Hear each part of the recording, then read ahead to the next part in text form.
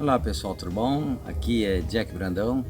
Mais uma vez estamos aqui no canal Imagens e Foco.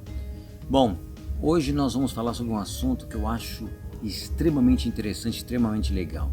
Nós vamos falar sobre um movimento de resistência que aconteceu com alguns jovens na Alemanha na época do nazismo. Mas para isso eu quero lembrar uma outra história que eu quero falar para vocês agora. Eu tenho certeza que muitos de vocês devem conhecer o chamado mito da caverna. Sim, aquele mito que foi contado por Platão, em que ele dizia que havia uma caverna e muitos homens eram acorrentados pelo pescoço e todos eram acorrentados virados para uma parede. E essas pessoas, elas enxergavam o mundo simplesmente pela sombra do mundo da caverna que estava fora. Então havia a luz de fora, as pessoas passavam lá fora e todo aquele reflexo batia na parede e eles acreditavam que o mundo fosse aquele reflexo, aquele simulacro. De repente, um jovem sai da caverna, consegue se libertar e vai para fora. Fica com os olhos ofuscados, mas ele enxerga o mundo e vê que o mundo era muito diferente daquelas sombras projetadas na parede. Ele, tão alegre, tão feliz, ele corre para os amigos dele e fala: pessoal, nós não estamos enxergando o mundo como é. O mundo é muito diferente, o mundo é muito mais lindo. Venham todos para fora. O que aquelas pessoas acorrentadas fizeram? Simplesmente chamaram-lhe de louco, quiseram matá-lo, quiseram destruí-lo. A nossa história começa mais ou menos assim. Antes de nós continuarmos, eu pediria para que vocês dessem um like já nesse vídeo. Inscrevam-se, pessoal. Por favor, na boa, pessoal. Quebrem o galho aí. A gente está precisando de inscrição. A gente quer continuar e a gente precisa muito disso. Quebrem o galho. Assinem, sinalem o sininho para vocês receberem as notificações, tá bom? Bom, vamos lá. Antes de começarmos, vamos rodar a vinheta.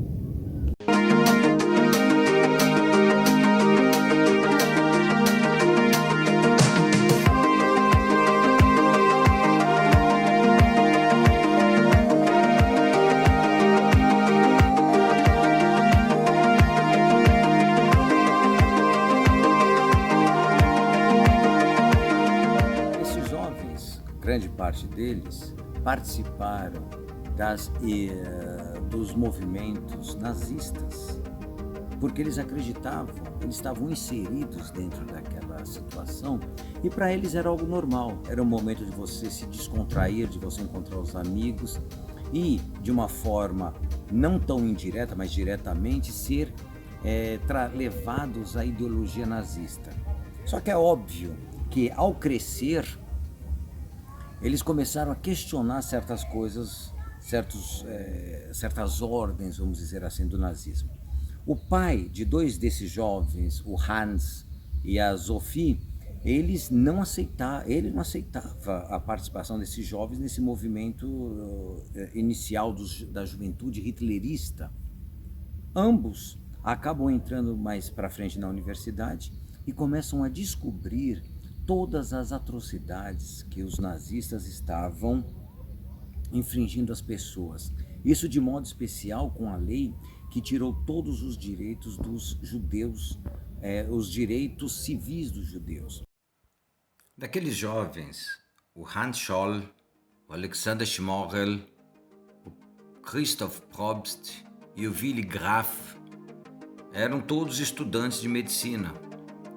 E, como tal, eles eram obrigados a participar do exército, da Wehrmacht, no corpo de saúde.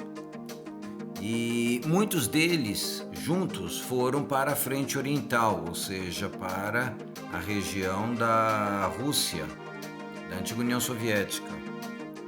E lá eles realmente tiveram, se eles possuíam ideias entre aspas, avançadas, se eles haviam saído da caverna, como nós havíamos falado, aquela experiência fez com que eles realmente abandonassem e lutassem contra aquela situação, porque lá eles presenciaram exatamente as barbáries que o movimento nazista levava às populações que haviam sido invadidas, né?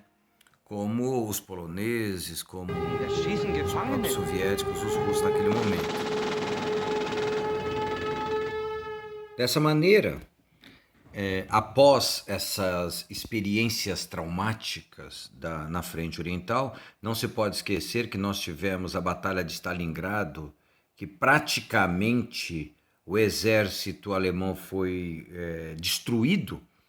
Então eles acreditavam que, por meio de panfletos, ou seja, não se pode esquecer, pessoal, que não havia WhatsApp na época. Não havia mensagens, tudo era escrito. Então eles faziam pichações nas paredes da universidade, eles faziam pichações nas paredes das ruas, e eles enviavam, eles escreviam panfletos mostrando, denunciando, falando o que estava acontecendo, porque eles acreditavam que grande parte das pessoas da Alemanha não sabiam o que estava acontecendo, porque muitos não sabiam realmente, efetivamente, o que estava acontecendo. As grandes violações dos direitos humanos, as pessoas, os grandes massacres, os assassinatos em massa na Polônia, na antiga União Soviética. Então eles começavam a mostrar isso, levando as pessoas a mudar, a lutar, a resistir contra aquele estado aquela própria situação. Para isso eles citavam exemplos da Bíblia, passagem dos filósofos antigos, passagens de Goethe, de Schiller, que eram grandes poetas da cultura alemã, buscando com que as pessoas realmente saíssem de sua letargia. Então era algo que eles começavam a questionar. Não só esses jovens, como outros jovens começam a entrar no grupo e começam a fazer o quê? A distribuir panfletos. Inicialmente, a distribuição desses panfletos se deu na cidade de Munique. Eles faziam o quê? Eles pegavam panfletos, eles rodavam em mimeógrafos, grande parte de vocês nem sabe mais o que é mimeógrafo, era uma máquina manual que você imprimia ou a álcool ou a tinta, e eles pegavam esse material impresso e distribuíam nos bancos de praças, eles levavam para as cabines de telefone, inseriam nas listas telefônicas, e também eles colocavam de modo especial nos pátios da universidade, principalmente na Universidade de Munique. Nada é mais desonroso para um povo civilizado do que se deixar governar sem resistência por um grupo irresponsável de governantes dedicados a instintos sombrios. Não é verdade que todo o povo alemão honesto hoje tem vergonha de seu governo? E quem dentre nós pode sentir as dimensões da desonra que cairão sobre nós e nossos filhos, quando o véu cair de nossos olhos e os crimes mais horríveis e extravagantes vierem à luz?